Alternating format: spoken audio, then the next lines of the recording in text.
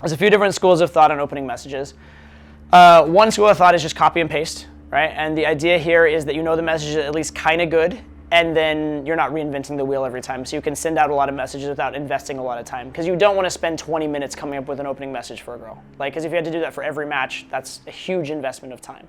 So copy and paste has a lot to say for it. The problem with copy and paste is that oftentimes it can look copy and paste, or it can be uncalibrated for the girl, or different things like that, right? So let's say you're copy and pasting the exact same message to a blonde plastic surgery party girl versus a modestly dressed first-generation immigrant girl who's studying for a PhD.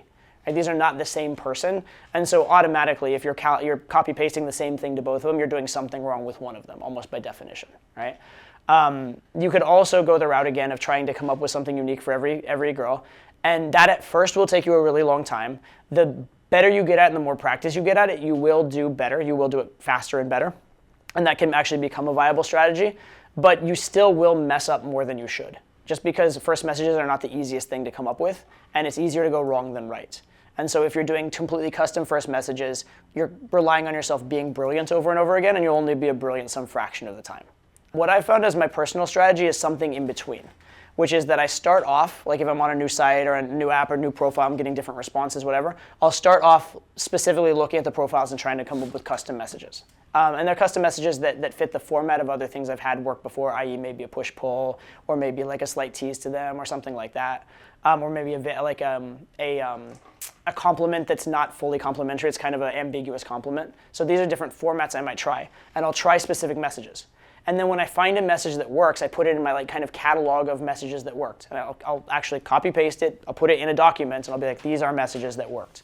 And then if I see a similar type of girl, I may try that similar message again, and I'll see if it continues to work. And if I find it works consistent with that type of girl, that becomes my message for that type of girl. And now you're being very specialized, and you're using messages that have been proven to work, but it also seems like the message is very tailored to her. It doesn't seem like it's just a copy-paste pickup line message, because clearly it references something in her profile, right? So it can't be a pure pickup line.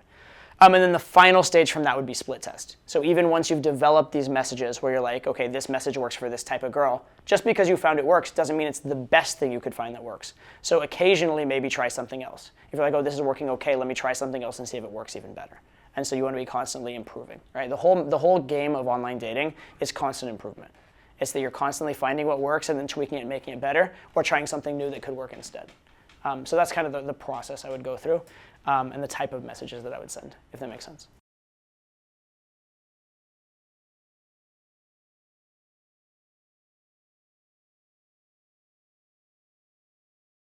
Sure. Are you losing the girls on the transition text? Yeah. Like when you went from online to text, and your first text, they just go dead? Absolutely. Okay. So that first transition text, if the girl's really, really into you, it's going to go well no matter what. But if it's kind of on the borderline, each time you're moving into a new medium, it's kind of like they're meeting a new person.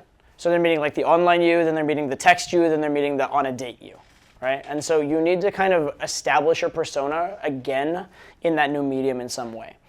So what I find very useful is to have my first text once I have the number, my first actual text as opposed to online text, I want to have some impactfulness. I want it to be teasing in some way, or a callback or something like that, right? So say, for example, we joked about how I would win an argument with her or whatever in our initial text conversation. I might be like, hey, what's up? It's Todd from whatever, Hinge, Bumble, Tinder, whatever. It's Todd from app. I apologize in advance when I beat you in every argument. Does that make sense? Right, so I'm maybe carrying through that tease, and therefore it reminds them of who I am. Because also you have to understand, they may be giving out their number to various guys on the app. They may not remember your name. Maybe they remember, like, how often you meet a girl on the app, right? You remember her profile generally, remember her face, you remember she's hot, but you honestly don't know her name because like you looked at it briefly and you barely cared, right? Now you suddenly get a text that says, hey, it's Sharon or like Karen or Melissa or whatever. And assuming you are getting 10 of these a day, right, you wouldn't know. And I know this because I've had times where I'm going hard at online dating and I'm getting 10 different numbers a day, and then you get the random text, hey, it's whatever, and I literally have to go check back on the app to know who the hell it is. And that's a pain in the ass. But if she said, hey, it's, this actually wouldn't work for me anyway because I usually use the same plot lines with them. But in theory, if she said, hey, it's like, Dominique, your new ex-wife, right? Now, assuming I haven't done the ex-wife tease with 6 different girls, which I probably have, but assuming I hadn't done that, I would know who that is. Does that make sense? And so if you have a certain plot line you can carry through, that's pretty good. At the very least, I'll use kind of at least a cocky frame. I'll be like, hey, this is me, please save my number so you can be appropriately excited for my call. So I'm at least being teasing and bantery. And I'm also setting up the idea that I might actually pick up the phone and call them later because I like doing that as part of the sequence. But you want to have something that stands out or is unique in that next message. Because understand that you can't, every transition in game is an opportunity to fuck it up. And every transition in game is a higher likelihood of failure than in a non-transition point. So the text where you go from the app to the phone, even though it seems like this was a text, that was a text, it's a critical text because you don't have your number saved in their phone yet. They're seeing you in a different medium. They're not seeing your profile and face next to you, so they don't know exactly who it is. So you want to give some oomph on that first text, if that makes sense. So after the first text, she's like, lol, haha, or let's just say ideal, she's responding positively, texting back. Then you can pick up the previous conversation. Okay.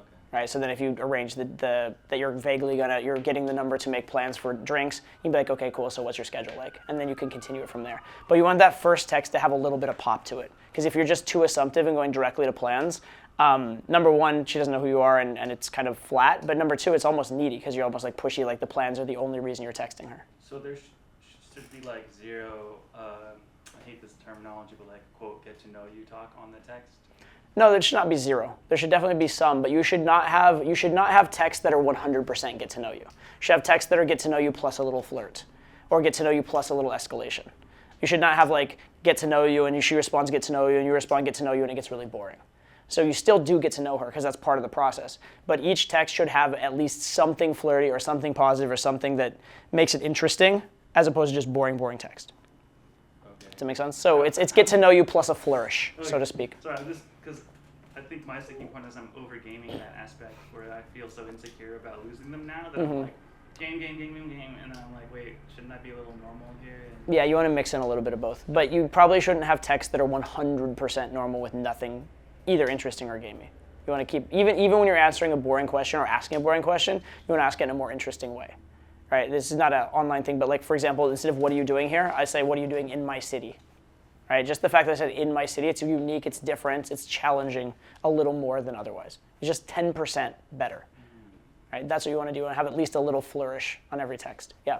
Would you like question answer teasing like in text when you're online? To an extent, you can. Be careful of teasing in text because you need to tease a little bit, but be careful of extreme teases in text because you can't calibrate.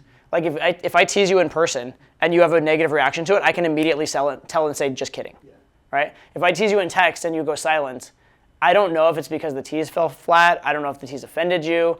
So I don't know. Number one, I don't know if the tease is even the issue. Number two, I don't know if it's because it was not funny or too offensive or you didn't get it. So I don't know what reason. And then also, I don't know, maybe you just haven't seen it yet and haven't responded for that reason. So now I'm like double, triple texting when you just really didn't even see the first text. So you really want to avoid the high risk type of teases in text because silence is such a catastrophe, right? So you still should tease, you still should be flirty, but you want to soften it slightly from what you might do live.